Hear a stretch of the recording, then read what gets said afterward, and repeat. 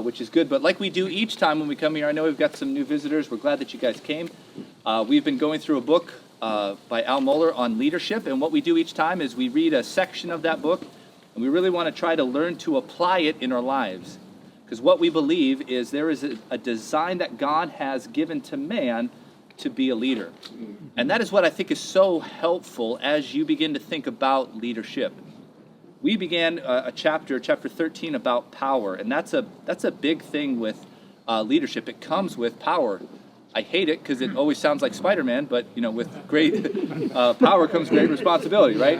And you get those lines from those movies. But it is true. You have responsibility and you have power that you begin to wield as a Christian leader. But when you start with the word Christian and you don't just dive to the word leader, that begins to help frame what true power is.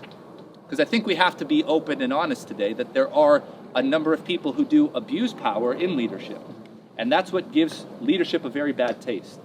And so if we are to make a difference in a culture where people actually do that, people actually abuse the power that they've been given, when you use power for what it is designed to be used for, great things can happen. You think of power and maybe authority in the Bible kind of are similar. Jesus, said to Pilate, you don't have any authority except what God gave you. When you look at power or authority as something that is delegated to you from God, you are now approaching something like that correctly. Mohler notes that right away in chapter 13, if you got your books. And remember, during this time, you can feel free to ask a question, share an observation. As Matt and I are kind of going back and forth here, it says people, when they think of leadership, they often think of power, and there's no denying that an effective leader is powerful. At the same time, we instantly recognize that is something dangerous has entered the picture when power becomes the focus of the attention. Do you guys remember how Jesus had to talk to the disciples? Remember I think it's Mark 10. He says it in a number of different places. Mark 10, he goes, the Gentiles lord it over them, right? But it must not be so among you. He was talking to his leaders that he's going to go send out to the church. And the Gentiles, the unsaved people, they have a way that they lead. They lord it over people, but it's not going to be so among you. You will be first if you're last. You will be the best if you're the servant. And that's the way that we always want to frame power as we begin to think about that in the Christian context. Matt, as you were reading in this chapter here, did you come across any of those thoughts about the way that you effectively use power as you think about leadership? Well, I was thinking about last time around we talked about fear. And I think this chapter, it kind of is the foil to that. When you're talking about power, I think oftentimes we think of the bad examples, those leaders, the bad leaders in our lives that have done bad things with their power. And I think it can cause us to take a step back and be like, I'm afraid. And he says, he quotes Harry Truman on page, I'm not even going to try. I have a Kindle. 109. I don't know. 109. On he Kindle. says, the famous line of, if you can't stand the heat, get out of the kitchen. And he applies that to leadership, and he applies that to if we're going to be a leader, which God calls us to be in multiple areas of our lives, we can't step back in trepidation and fear and throwing our hands up in the air and saying, no, I'm not going to do anything with this. I don't want to mess up. I'm afraid of letting people down. I'm afraid of abusing this power, which I think is in some form and fashion, that's a healthy fear to have in terms of accountability, which he hits on that by the end. But the paralyzation of fear, right? And you got to step up to the plate. You're next at bat. You can't just sit up there and skip your turn at bat. You got to go up there against the pitcher and swing. Well, that's a very interesting point that you bring up, because it I think it was Rob last time who made the observation. There are certain places where that's really true, especially for us as guys. If you're here right now and you are married, you have to step up to the plate and lead, because that's what God is calling you to do. But think about this. You can come to church and not be in a leadership position and just kind of sit back against the wall. We do want you guys to step up with that mindset of, when I come to church, I want to be a leader. But leaders who chase power are going to be those people in the church who do great destruction. But if I think I want to come be in leadership because I want to do what Jesus did when he got leadership, I want to sacrifice my life for others, that's a much bigger deal. So yeah, I guess it just depends on the function that you look at. So ask yourself the question, do I have a leadership role at church? maybe I'm not as active as I should be. Maybe I'm not exercising the gifts that God has called me to do. Clearly, there are certain people who have the gift of leadership. Romans 12 says, if you lead with zeal. Some people, they don't have that, and it's okay for them not to exercise that in church. But if you have that spot in church, then you need to exercise that leadership and the power and responsibility that God has given you. I think he calls it a stewardship. I like that. Just a little bit lower from that quote from Harry Truman. It says, the wise leader knows the stewardship of office is a matter of highest priority. It's like you said, you have to, if you're on the on-deck circle, and the guy gets out or gets on base, you're going to be up there next, and you're going to have to do what he's called you to do. Yeah. The morality of power is what Moeller began to talk about next. And he says this, if the leaders, down at the bottom of page 110, if the leader's main task is to lead by conviction, then the convictions must be more central and more prominent than the leader's personality. If personality looms larger than the convictions, alarms should go off, and they had better be heeded. So yeah, you as a leader, you do have a personality and an influence. I read a quote that was really striking to me, and I've heard it said before, that churches will often take on the personality of the pastors, and that can be a good thing and it can be a bad thing. And so I have the responsibility as a shepherd to go, okay, my personality is going to be passed on that way. If you're a parent, you see that. Sometimes you shudder when you see your kids do something and you go, oh, I taught them that. Like, they're reacting that way because I did that in front of them. And so you need to realize how influential your personality is on the people that you lead. And so if it is a personality of promotion of yourself or pity towards yourself, it's going to rub people the wrong way. But it better be a promotion of Christ as you begin to do that. Do you have any other thoughts on the chapter on power? I know there was... So at the end of that section that you were talking about, the morality of power, he has that paragraph there that I highlighted, kind of talking about the difference of Christian definition of leadership and the world's definition. He says, this does not fit the leadership advice that comes from Wall Street or the corridors of political power, but it is Jesus' command to his church and to his disciples. The Christian leader will respect the role of power in leadership, but will never glory in it. The faithful leader will learn the stewardship of power without retorting to the kind of crass calculation offered by modern-day Machiavellis. First of all, he's just a really good writer. He says it so winsomely. But I think that stewardship aspect of this is from God. This leadership role, whether it is in my home, whether it's at church, whether it's at my job, this is from God, and this is not about me. And that's what pride is all about. Pride says, look at me, the glorification of my power and of myself. And this Christian leader is really a reflection. I think about James 1 and thinking about just the idea of a mirror. We look into Scripture, we see that mirror. And I love that analogy of that mirror, of what the Bible has for us to do and to conform to what it says. But I also like elsewhere talking about mirrors in terms of our reflecting of God's glory. I think about the image of God. We want to be reflecting God's glory, and that even applies to our leadership. So it's not about us at the end of the day. It's not about people looking at us, thinking us of higher, but of ultimately reflecting that glory to the one that deserves it. You think back to Genesis, when God created man and woman, and he creates them both in the image of God, and he gives them these phrases that sound almost kingly. Rule over, make sure you are exercising dominion over the creation that I'm asking you to steward. So there is this high sense of, wow, I've been given something, I better be wise with it. I can't remember who it was. Somebody told me that they took their son to the shooting range for the first time. And it's a special bonding moment between a father and a son. And he described the way his son talked about holding a gun for the first time. And he said his son actually felt a sense of trepidation, realizing the power that is in the weapon that he's discharging right there. That has the power to take a life. And that to me is, I could trust that kid with using something like that, because they realize this isn't a toy that I wield around. This isn't something that I just play with. This is something used and intended for a purpose. I want to make sure that I wield it well, and I think that's the same for the power that you get in leadership. It wasn't you, even though I know your dad has taken you to the shooting range before. No. Oh, he hasn't? Oh, okay. No, he has. Oh, he has. But that wasn't me, is what I'm saying. Yeah. But I do understand the power. You do understand the power. Flipping around, spinning on my finger. Yeah, don't do that. Don't do that. Right at the ground. Unless anybody has anything they want to add, we can go to chapter 14 of. Okay, keep. 112 about accountability. Okay. A leader without accountability is an accident waiting to happen. Oh yeah. That always struck me as not so much church, but also in the working world, so to speak. Sure. That people sometimes take on a role with the wrong attitude. Right. And you begin to see that if there's no one who can speak into their life, yeah, they can just be dangerous.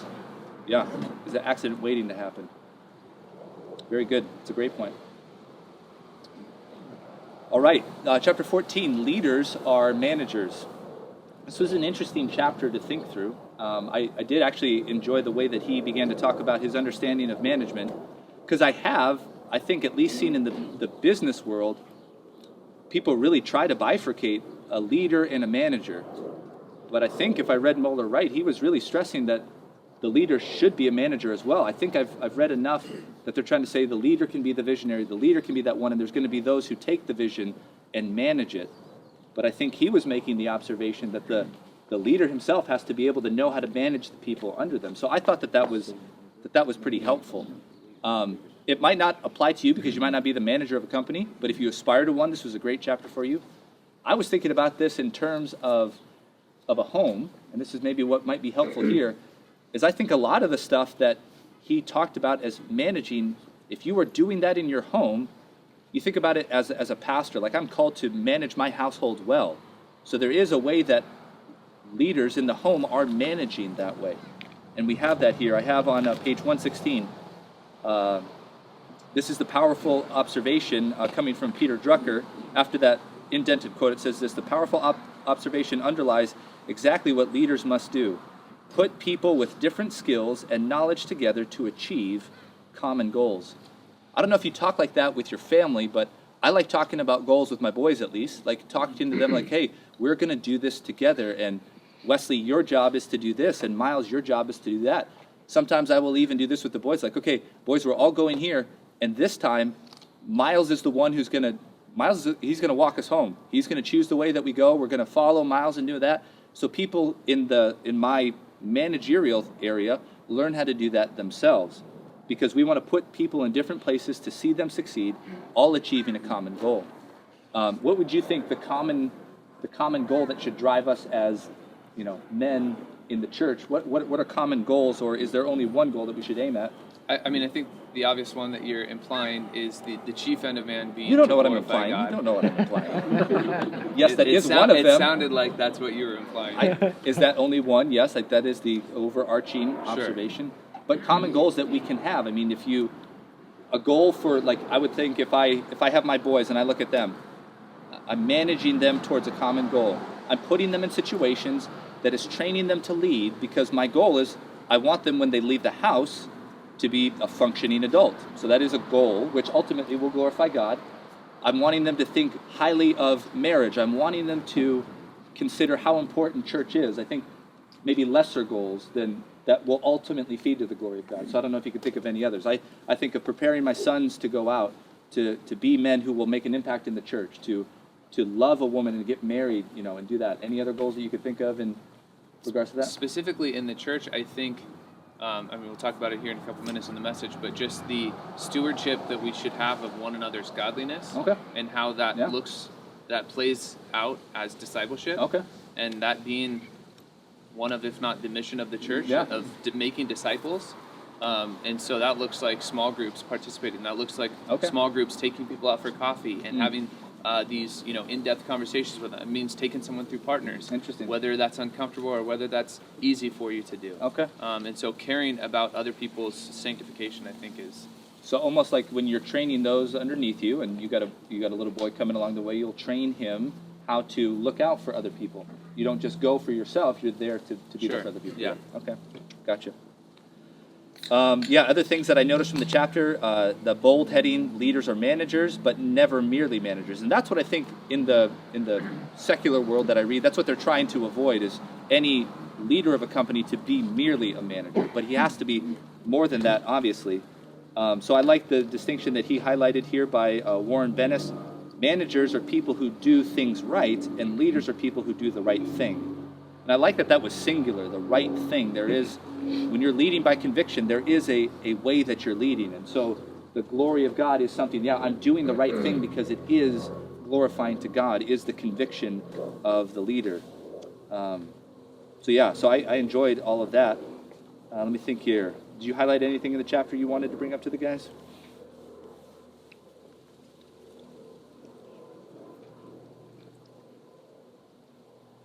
I was initially, when we came across this chapter, just the title of this chapter, I was somewhat skeptical in that what are you talking about here? Right. But I think he does lay that out in that section, his definition for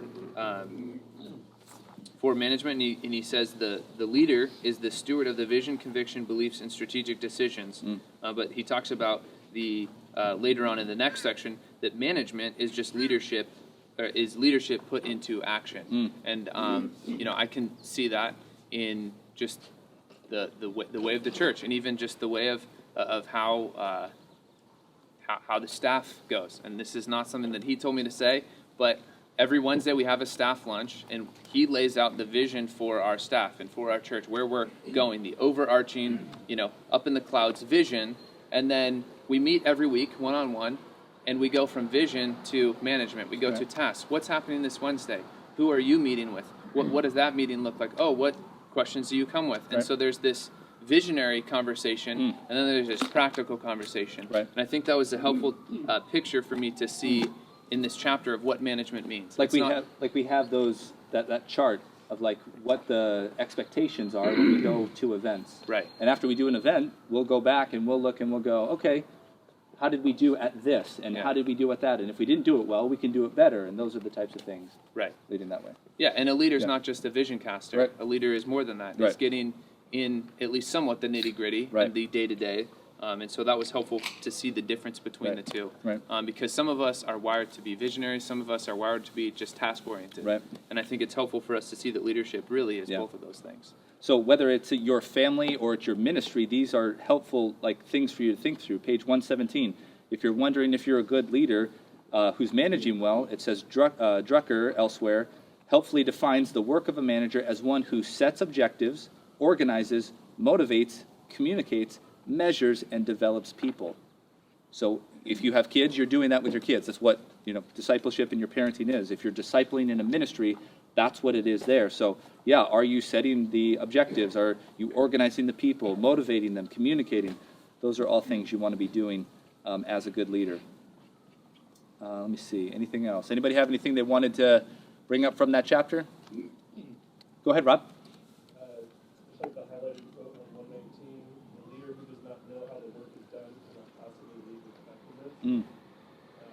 Just as a leader, we're asking the people we're leading to do certain things. Right. And I think it's easy sometimes to say, I want this done, without thinking through what that's going to cost that person to do it. So really understanding what is it I'm asking, what kind of work does that entail? Right. I think we'll gain the respect of the people you're leading. I'm sure you're not asking too much. Yeah. That's a great point. And it's difficult sometimes, honestly, probably for Matt and I, and we have to constantly ask ourselves this question, because we sit back and by God's grace, we get paid by the church. And so we're thinking, okay, we can do this and we can do that. But then you guys who serve and minister at the church, you don't work for the church and you have another boss and there are other responsibilities. So if we just sit here and think, oh yeah, our life's totally dedicated to this, we don't have any other concerns, and we don't think about you and how this might affect you, and okay, how are you going to hear that? And do you have enough time to do that well? That would just come across as insensitive and lack empathy of thinking about the other person. So those are always good ways. So if it's good for people to have secular jobs who are in ministry, have had secular jobs before, to go, oh yeah, that's what their boss would expect of them, and those types of things as you come in. So I think it's always good. I think Jesus is the greatest example, right? He's not just king in heaven saying, you go do that. He literally lived, and suffered and died, and then he calls you to suffer and die just like he did. So I think it's, laid out by Christ that way. It's funny. I think a good example almost of this leadership and management going hand in hand is in a good sermon. Yeah. It's so Good point, easy. It's easy for us to criticize sermons because there are these two aspects. There's the explaining, there's the proving, there's the showing what the text is saying, Right. and then there's the application. Right. And specifically me working with students, I hit really hard on the application because sometimes when I just talk about the explanation, they don't know, okay, this is the day by day. This is next Wednesday night when this happens, I should do this, this, and this. Mm-hmm. And so we want to lay out a roadmap for what that actually looks like. Mm-hmm. And I see that's what management is. A leader who's not a manager is just someone that comes up, explains the Bible, and walks away and says, "You got it. You can figure it By out." the vision, right? Yeah. Any application, that's not necessarily my job. But that's I think a good sermon has the leadership and the management aspect in it. I think what you're maybe trying to hit at is what, like, if you look at the role of a pastor or a minister, it's somebody, they're called a shepherd. And a shepherd does a number of different things. He calls out directions to the sheep, but he cares for them and guides them and shows them. So yeah, you don't want to just take one aspect of it to the neglect of the others. Yeah, there's a totality to that. All right, chapter 15 then, just to move on real quick so we can get to the message. Leaders are speakers.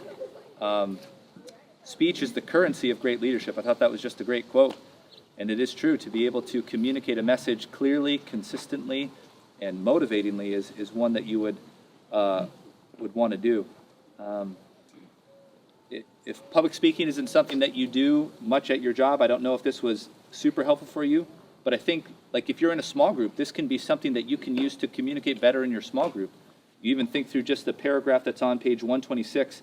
If you don't know a lot about speaking, like, they have the ethos, pathos, and logos things to break down. Like, wow, when I go to small group, am I, is my character matching what I'm saying? Am I empowering people to go do what God's asking them to do? And am I making the right argument from the Bible to get them that way? I mean, these are all things that you can think, okay, I might not get up and give the sermon, but I do speak to people one-on-one. And the scriptures tell us, Romans 15, that we should counsel one another, and we should be able to encourage one another with our words. So speaking is a big thing for you, so you got to figure out how to do that well. And I think this chapter gives us some hints there to do it. At the end, he gives you all those different things. Know what to say, know your audience. He gives a list of all those. They're just helpful things for you if you don't know how to put together a speech or what to say, how you can work through those. Any questions or observations on that? Great. Well, what we want to do right now is transition to a message, and we're going to have Matt come up and give us one that I think is pretty important on the subject of leadership, but I'll let him introduce it for you. Why don't we give him a round of applause for wearing a corduroy jacket? There we go. Thank you, Matt.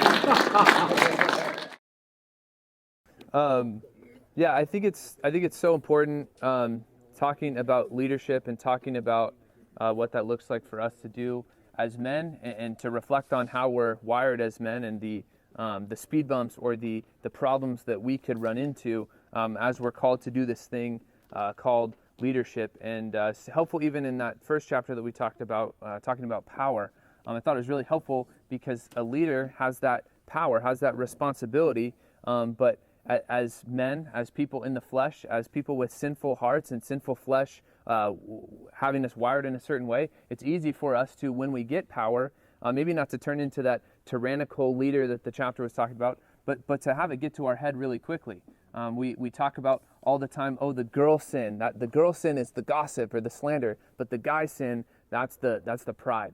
And for some reason we narrow that into a male sin or a guy's sin. And I think it is helpful for us as we talk about pride, because I think we all deal with pride in different variations. And when we have power, when we have stewarded power from God in a certain area of our life, it is really important that we don't let that get to our head. We don't let that be something where we do fall to that sin and that problem of pride. And so really the key to a godly leader with power on big scale or small scale is humility. And I think that is really the key of a godly leader, is they are a humble leader despite the power that they have. And I think I know we have no right to be prideful in anything that we do, because we know ultimately every heartbeat, every breath in our lung is ultimately God's, and we're stewarding every gift that we have from God. But we open up our Bibles, we read about this guy, we read about this man who could be prideful, who could have had the most pride of anyone possible, and we see him being the humblest person to ever walk the face of the planet, and that is Jesus Christ. And so I'd love for you guys to open up to John 13. We'll see Jesus, who has all of the power, who has all of the reason in the world to be prideful, who has all of the reason to walk around with an inflated head and tell his disciples they don't know what they're talking about. He knows what he's talking about, which in certain ways he does because he is the God-man. But we see him really ultimately show in his power, we show the most humility. We get to see some direction on what godly, humble leadership looks like. John chapter 13, a familiar story, a familiar text. We looked at it not too long ago in the main pulpit on Sunday mornings through our Peace for Troubled Hearts series. We see the story of Jesus washing his disciples' feet. And I think this, if we apply this to the leadership areas that God has put us in our life, we can see God do great things through it. So let's read just the first few verses here. We'll get through the whole text, but let's just read the first 5 verses together to set the scene. Jesus is in that last week of his life during the Passion Week. He's about to leave his disciples. He's about to go die on the cross. And this is what happens during the Feast of the Passover. Verse 1, it says, "Now before the Feast of the Passover, when Jesus knew that his hour had come to depart out of the world to the Father, having loved his own who were in the world, he loved them to the end. During supper, when the devil had already put it into the heart of Judas Iscariot, Simon's son, to betray him, Jesus, knowing that the Father had given all things into his hand, and that he had come from God, and he was going back to God, he rose from supper. And he laid aside his outer garments, taking a towel, tied it around his waist, and then he poured water into a basin, and to begin to wash the disciples' feet, and to wipe with them the towel that was wrapped around him." We see this situation happen here with Peter, verse 6 through 11. And Jesus, he does this incredible thing, stoops from the highest heaven down to planet Earth, now scrubbing the feet and the toenails of his disciples. And he uses this as a paradigm for what love and what humility is. If you drop down to verse 12, we see him explain that. Verse 12, "After he had washed his feet and he put on his outer garments, he resumed his place. He said to them, 'Do you understand what I have done to you? You call me teacher and Lord, and you are right, for so I am. If I then, your Lord and teacher, have washed your feet, you also ought to wash one another's feet. For I have given you an example that you should do just as I have done to you. Truly, truly, I say to you, a servant is not greater than his master, nor a messenger greater than the one who sent him. If you know these things, blessed are you who do them.'" I think this text is so helpful for us because we ultimately see the gospel. We see the love that God has shown us in Christ. We see the great lengths that he has shown love to his disciples. In a couple days and just a couple hours after this, Jesus goes and demonstrates that on the cross. And he shows that here, a little precursor here in this foot washing. And we read the story, we become so familiar with it. But the idea of foot washing was probably the lowest job on the face of the planet at that time. If you think about how they would eat meals, how they would do the Passover here, they would all lay down on their side. They'd sit at a table just a couple inches off the ground, and they would eat with their legs laying behind them. And the servant girl or servant guy would come around and would scrub their feet because they'd been walking around in mud all day. No closed-toed shoes, no sidewalks, Orange County sidewalks, but they were walking around in dirt, so their feet were disgusting. And so the servant girl, who they wouldn't even look at, they would be laying down on their side, eating their meal, and someone would be sitting there scrubbing their feet. They wouldn't even acknowledge them. This was the lowest job in the first century there. But Jesus, being the ultimate God-man, coming from heaven, he stoops to this lowest job. How uncomfortable, how extra mile this job is for him to do. Matthew 20:28 says, "The Son of Man came not to be served, but to serve and to give his life as a ransom for many." And Jesus, at the end of his mission, of his earthly mission, this was his priority. This was what he was all about. And I love how he explains to his disciples what he's done, because they're confused. Peter, I didn't read this section, but talking about salvation here, Peter, he's confused at what's going on. Why is Jesus doing this?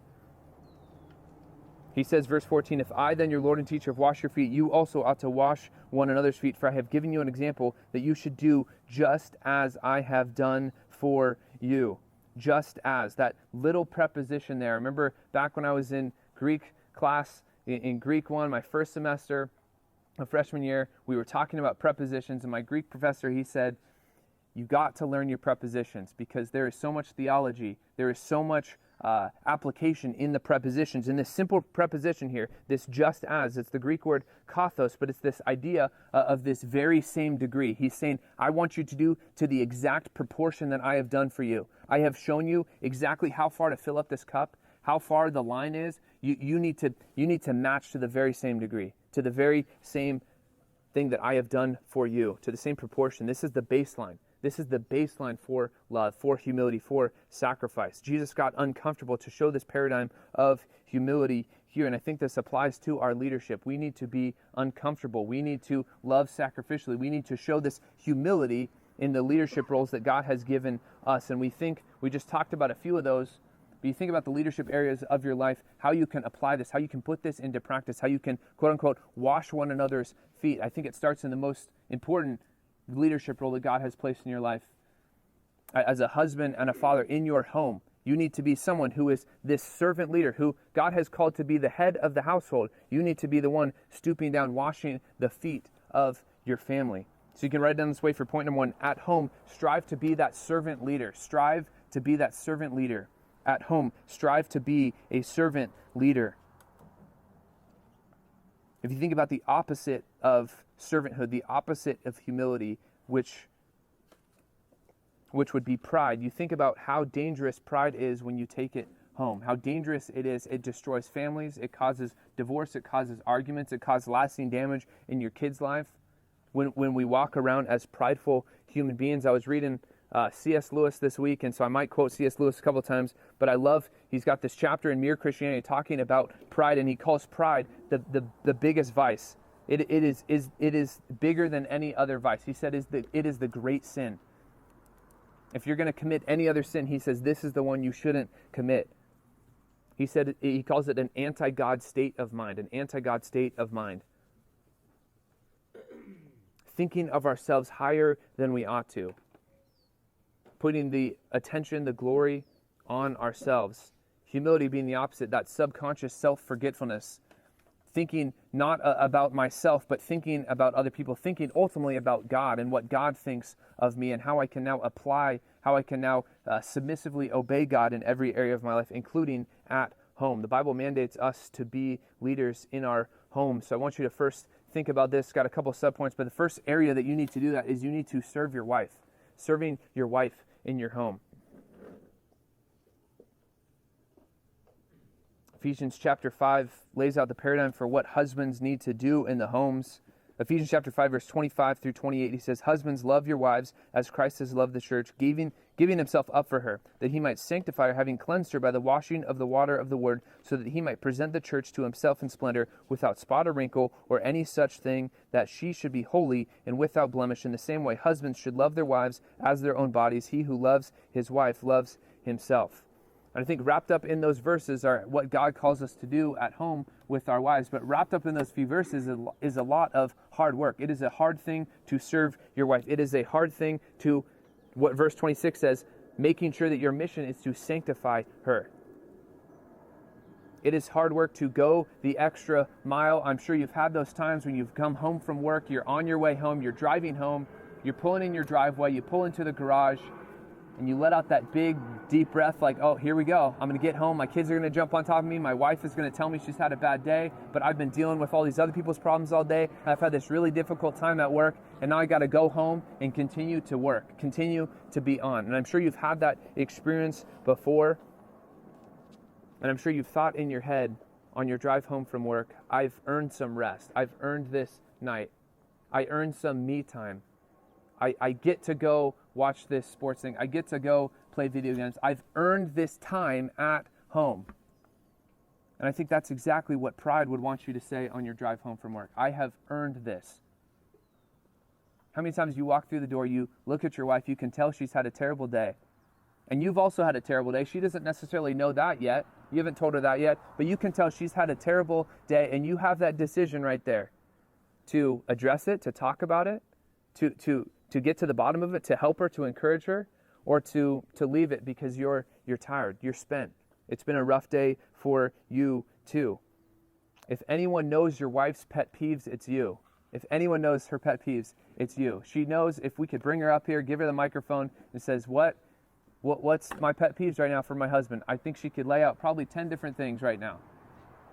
And you know them. You know exactly what they are. I know for my wife, it's for some reason, it's closing the cabinets. I just don't close cabinets. I grab a glass of water out of the cabinet, and I just leave cabinets open. She tells me to take out the trash. I forget to put the trash bag back in. That's the hardest part of taking out the trash, putting the trash bag back in. I'm sure you forgot the trash bag so many times. But what is humble service? It's going the extra mile. Jesus scrubbing the toenails of his disciples' feet, scrubbing the toenails of even Judas Iscariot. That's the crazy part of this text here. He knows Judas is going to betray him here in just a couple of hours. And he says, no, give me your toenails, Judas. I'm going to scrub under them. I know they're dirty. I know they're disgusting. I know what you're about to do for me.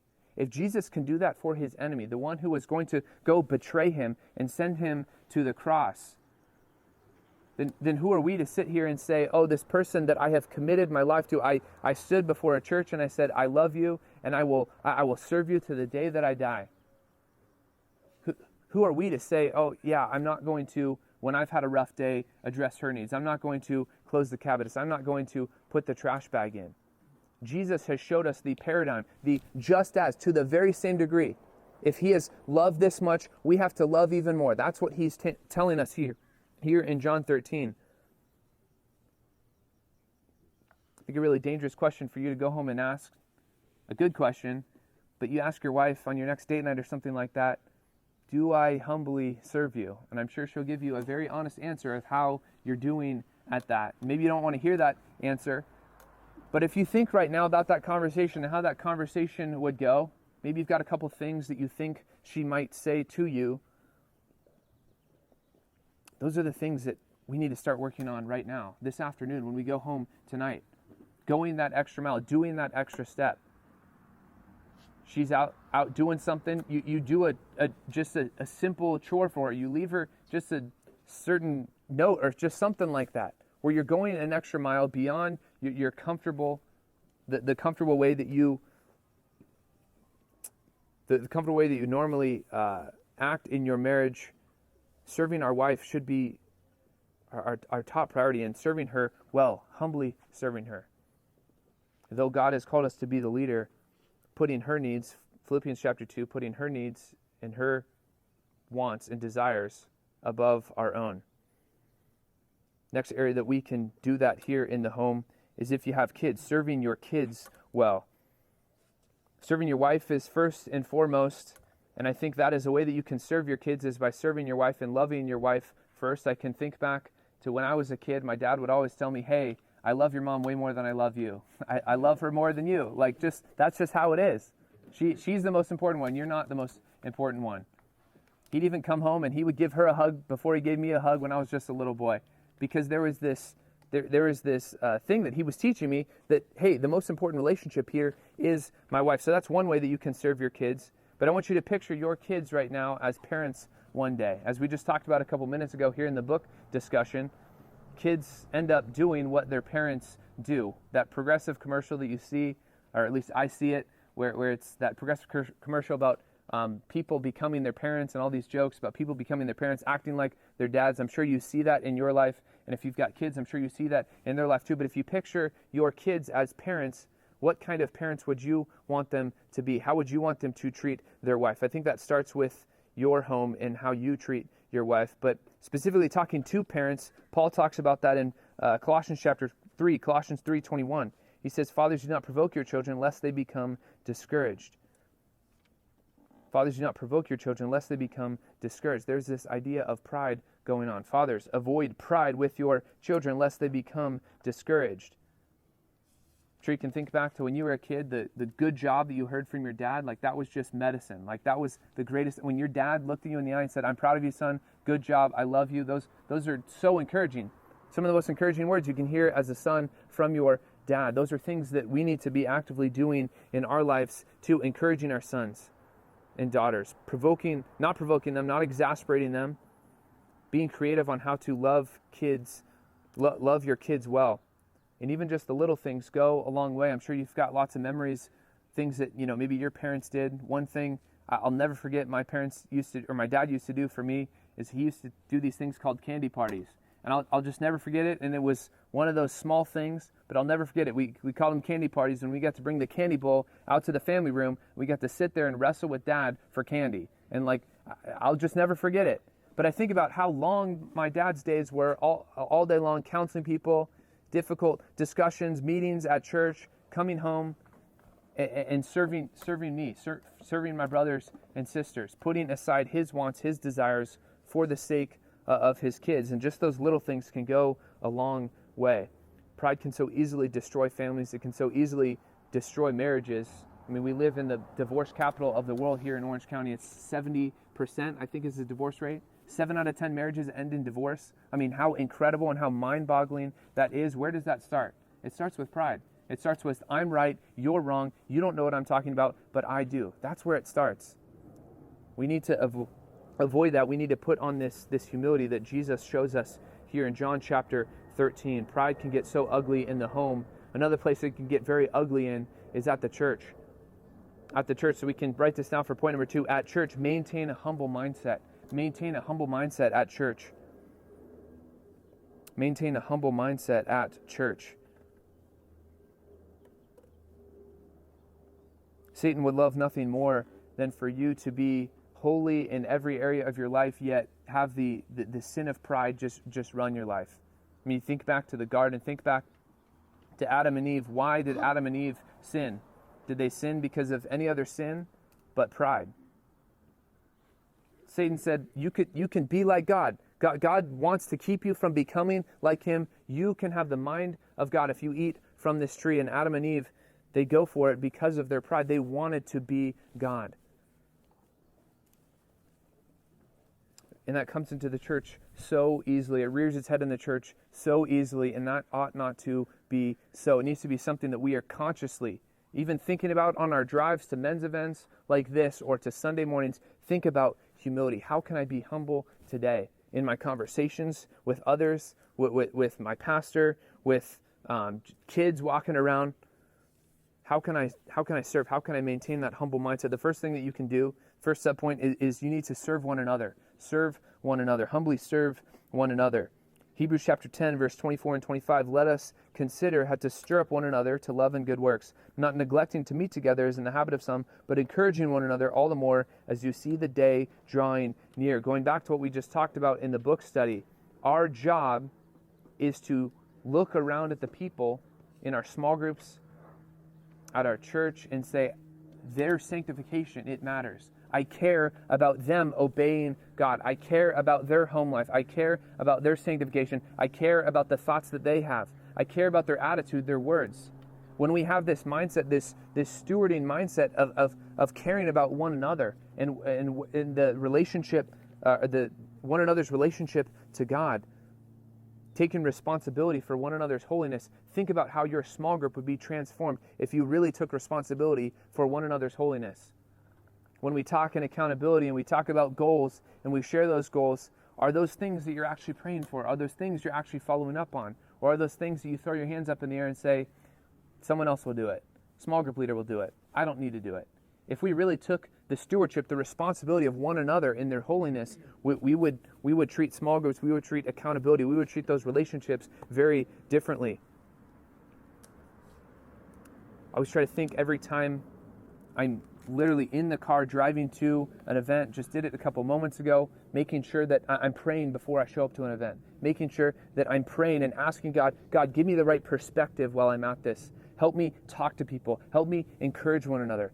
Even think about just a time like this. When you walk through the gates, when you walk into this backyard, are you thinking about yourself? Are you thinking about who am I going to talk to for my friends, people in my small group? Or is it, how can I look around? How can I serve and encourage someone maybe I don't know? How can I sit at a table of someone that maybe I'm not really familiar with? I don't know them super well. If we have this eyes up mentality of looking around instead of just being so closed-minded, so narrow-minded with those blinders on, looking for the people that we like, looking for the people that we're comfortable with, how far are we really going to get here at Compass Bible Church? Our missional, our humble, our sacrificial, loving mindset towards one another is imperative. If you think back to John 13, how uncomfortable Jesus had to get to wash the disciples' feet we got to think about being uncomfortable when we love one another. If you are always comfortable when you love one another, you're probably doing it wrong. If you're always comfortable, love is uncomfortable. Sacrificial, humble love is always uncomfortable. No matter who you are, no matter you're a pastor or a small group leader or just brand new to the church, that humility, that mindset of one another, that mindset of love and sacrificial care for one another's holiness, that has to be our mindset. We got to serve one another. The next thing that we can do at church is we need to serve the church. Serve the church in a formal way. 1 Corinthians chapter 12, verse 7, it says, to each has been given a manifestation of the Spirit for the common good, talking about spiritual gifts. Each one of us, the Holy Spirit has given us something that we are good at, something that we can serve the church in. Whether that's just 2 arms and a couple of muscles on your arms to help set up and tear down, whether it's, serving as a small group leader, whether it's serving in a kids ministry class when that starts back up, serving in Awana, those things that God has given to you, how are you taking those gifts and employing those at the church? Obviously, many excuses could come, especially right now with COVID, with church being the way that it is on Sunday morning. So many excuses that you can make for not serving. I'll do it when we're back in the building. I'll do it later on. But there should be no excuse for washing one another's feet. If Jesus didn't make an excuse, then who are we to make those excuses? See, it's just such a beautiful picture of the gospel and the way that God has designed the church. When I walk around on Sunday and I see men who are bosses of big companies, who've got huge leadership positions, just walking around and picking up easy ups or showing people where to park. Humility says that there is no job in the church that is below me. There's no job in the church that's below me. Whether it's picking up trash, that's not below you. No matter what, no matter how much money you make, no matter your position in all of your other areas of life, at church, we're a body, we're together. There's no job below us. Pride puts the attention upon ourselves. Humility takes it off of ourselves and for the good of the church. We need to serve the church. The last area that you can do that here at the church, humbly putting on this sacrificial love, this sacrificial service that Jesus shows to his disciples, is that you can serve your leaders. Serve your leaders, your church leaders. Hebrews chapter 13, verse 17, it says, obey your leaders and submit to them, for they are keeping watch over your souls. As those who will have to give an account, let them do this with joy and not with groaning, for that would be no advantage to you. If your mindset at every small group was to make your small group leaders a joy, make their leadership of your group a joy, think about how different small group would be. Would it be sitting back on your hands and not participating, not adding to the discussion, not checking in with one another? Making our leaders, making our small group leaders, making your ministry leaders, making your pastor's job a joy. See, there are many hard days. There's more hard days than there are good days in ministry. And your leaders, your small group leaders, your church leaders need your encouragement, need you to pray for them. Need just those little texts of encouragement. Hey, I love you, I'm praying for you. Just those simple little things that you might think are insignificant. Making your leader's job a joy and not with groaning, for that would be no advantage to you. Your small group leaders, your pastors, your ministry leaders, is their job a joy? If you ask them that question, is it a joy for you to serve me? You think about that response, maybe that shows you where you need to start in this humility process. Being prideful at church can cause so many issues. God has called you to lead at the church in some form or fashion. He calls you to be a leader. Therefore, we need to be leading in humility. The last area of life that we have been talking about here at the men's ministry for the last year is at our work. At our work. So you can write it this way for point number 3. At work, be distinct in your humility. Be distinct in your humility. Be distinct in your humility at work. See, it goes without saying that in the world we are representatives of Christ. If you think about just the word Christian, Christian is the idea of a little Christ. We are a representative, an ambassador, to quote 2 Corinthians chapter 5, of Christ. God making his appeal through us. Therefore, when we are in the world, when we are at work, we need to be that representation of humility, showing what Jesus' love and humility to his disciples, showing that to the world. Again, I told you I was going to talk about C.S. Lewis. C.S. Lewis said that there is one vice of which no man in the world is free, which everyone in the world loathes to see when he sees it in someone else, but of which hardly any people except Christians ever imagine that they are guilty themselves. And again, he calls it this great sin, and he says it is the only sin that for some reason only Christians talk about. Sexual immorality, the world will talk about that. Words, dangerous, slanderous, gossipful words, the world will talk about that. But there's something specific about pride. And see, if we are humble at our workplaces, it will go a long way. An area that you can do that is you can serve your boss well. Humbly be distinct in your humility with your boss, your relationship with your boss. Colossians chapter 3 talks about what you should do as an employee or as a bondservant. Colossians chapter 3, verse 22 through 24, it says, "Bondservants, obey in everything those who are your earthly masters, not by way of eye service as people pleasers, but with sincerity of heart, fearing the Lord. Whatever you do, work heartily as for the Lord and not for men, knowing that from the Lord you will receive an inheritance as your reward. You are serving the Lord Christ." Ultimately, your boss, no matter where you work, is Christ. And if we have the mindset of serving Christ first, our relationship with our earthly bosses changed completely. My old high school pastor, he used to have the phrase FTL, and the idea, he would say, we got to work FTL, and he'd say, for the Lord. Every area of your life, in your homework, in your math class, at your work, it's for the Lord. Have the FTL mindset, he would always say. And what's the FTL mindset? It's putting on the fruit of the Spirit in every area of our life. Love, joy, peace, patience, kindness. If that was reflective in your work life, you would be so distinct. You would be distinct in your humility with your boss. It would be going the extra mile. It would not be worrying about your reputation, but worried about God's reputation instead. Not worried about how much money you're going to make, but how much recognition God is going to get from the actions, from the corners that you don't cut. Pride and humility, you see that, I'm sure, in a bunch of your coworkers. I'm sure you see that in multiple of your bosses that you have. But as a Christian, you've called to be distinct. You've been called to be different than the world, and a great way to do that is humility. The last area that you can do that, the last relationship you can do that is with your coworkers, serving your coworkers, being distinct in your humility with your coworkers at work. Again, goes without saying, you are a representative and ambassador of God in those relationships. And so regardless of your role, whether you are under someone, whether you are above them as they are your employee, or if you're just on the same playing field, you're just a coworker, your reflection, your distinction in humility makes a big difference. Going the extra mile with helping other people. People don't stay late after they're supposed to clock out to help other people when they're not going to get any recognition, any more money for it. But Christians, they should. Christians, they get to work early. They stay at work late. They help other people. They care about their coworkers. They don't cut corners. They want to encourage other people that they're working around. When no one is at work, when no one is watching, are you still trying to serve? Are you still trying to be humble with your coworkers? See, in this world, our humility, our sacrificial love, our care for obeying God rather than obeying man is so incredibly important. See, the Bible is so full of leaders who led with pride, and it ultimately was their demise. You think about in the Old Testament, King Saul.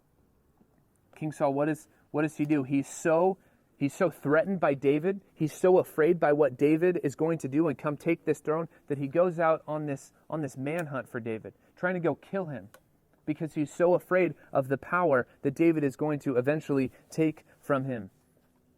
A couple of generations later, you see that in King Rehoboam. Rehoboam was the last king of the United Kingdom there after Solomon, or technically not the last king because his actions split the kingdom. Rehoboam, he was confronted with some opponents of his dad, or some advisors of his dad, some wise counsel from older men who wanted to decrease taxes, and he says, no, I want to increase taxes so I can have more stuff because I'm the man. All my friends say that I'm the man, so therefore I am the man. And he doesn't heed the warnings from wise people in his life, from the older people in his life, and ultimately the kingdom splits because of it. Maybe the greatest example is King Nebuchadnezzar of Babylon. He's walking around on his palace. He looks around. He says, look at me. Look at what I have made. This is all about me. And God, he makes him a cow. He makes him an animal. And he starts going around and eating grass like a crazy man. God humbles prideful leaders very, very quickly. We don't want him to humble you. In the words of John the Baptist in John chapter 3, he says, he must increase, I must decrease. That is the anthem of humility. He must increase, I must decrease in every area. Though God calls me to be a leader at home, at church, and at my work, I still need to be humble. I still need to reflect that humility that God, or that Jesus showed to his disciples in John chapter 13.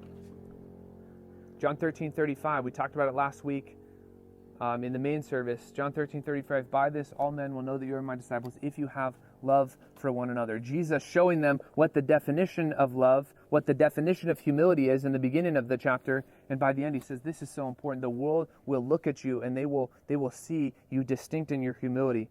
You will look different than the rest of the world if you are humble in your home, at your church, and in your work.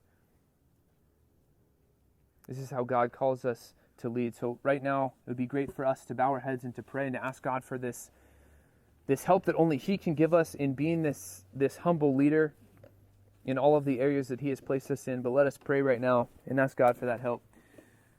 God, we are just thankful for just this definition of love that Jesus has shown us here in John 13, showing us what it looks like for the God-man, the one who could be prideful, showing us what it looks like to love one another, and ultimately showing us that on the cross. God, we are so thankful for that, allowing us to now steward the responsibility of being a leader in both our home, at our church, and in our workplaces. God, I pray that you'd help us steward those areas of our life well, that you would define us by humility and not by pride.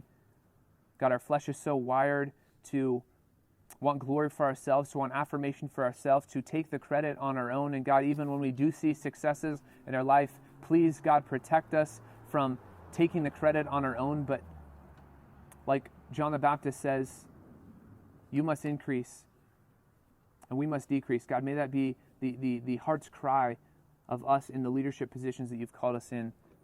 As we talk about it now in small groups, God, help us to think critically and think humbly and practically how we could put this into practice right now into our life. God, keep us from pride.